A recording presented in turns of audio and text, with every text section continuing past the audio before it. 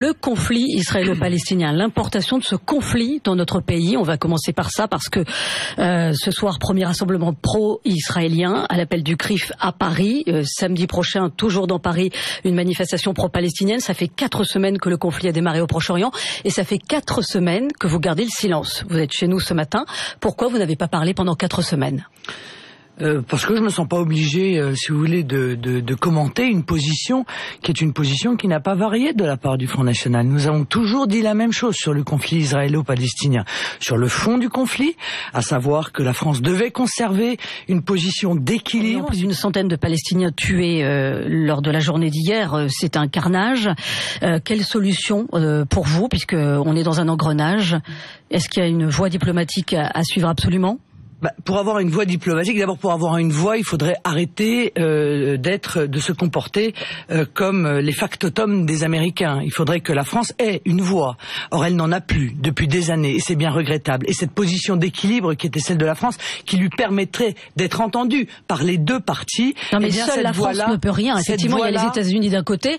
Que peut faire la communauté internationale? Que peut faire l'ONU? La seule solution, c'est l'existence de 2 États. Voilà. La réalité, c'est que Israël et non, mais là, c'est de l'incantation, Madame Le Pen. Tout le monde est pour la solution de 2 États. Seulement, on voit bien qu'on n'y arrive pas. Non, Madame, tout le monde n'est pas pour cette solution. Donc, la responsabilité est partagée, je le crois, entre Israël et le Hamas dans cette horreur qui est en train de se dérouler et la multitude de ces morts civiles. Responsabilité d'Israël parce qu'ils ont choisi le bombardement plutôt qu'une opération terrestre qui effectivement aurait mis en danger probablement plus de leurs soldats, mais responsabilité. Donc la solution c'est de mettre les territoires palestiniens sous mandat de l'ONU avec l'envoi de casques bleus. Responsabilité aussi du Hamas, dont on sait pertinemment qu'il ne met pas en œuvre les conditions pour protéger les populations. Oui, mais ça c'est un constat. Donc qu'est-ce qu'on fait?